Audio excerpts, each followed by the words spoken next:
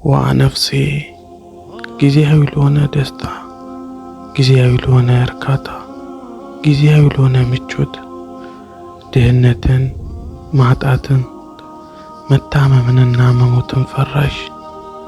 ነገር ግን ይህ ሁሉ ስህተት ነው። የዘላለም የሆነውን እሳት፣ የዘላለም የሆነውን ቅጣት፣ አስፈሪ የሆነውን የአላህን ቁጣ እንዴትስ ዘነጋሽው?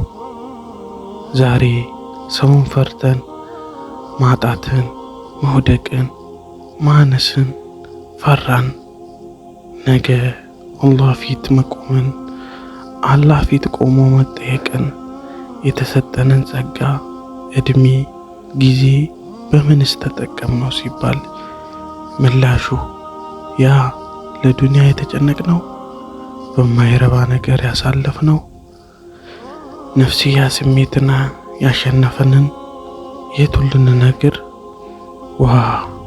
ዋ ነፍሴ በምንስ ዘነጋሽው?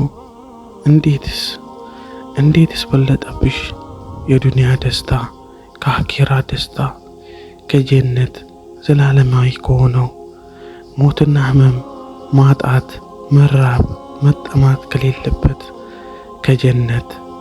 ዋ ነፍሴ አላህ ሆይ በዲኔ የምጸና በመንገድ ቀጥ ያልን፣ ከከለከልከው ርቀን ካዘዝከው የምናዘወትር፣ ነገ በአንተ ፊት ስንቆም በጀነት የምንበስር አድርገን።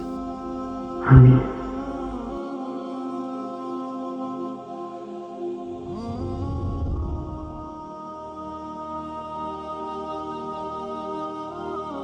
ቅን ሰው ቲዩብ አስተማሪ ቪዲዮዎችን የምታገኙበት ቻናል ነው።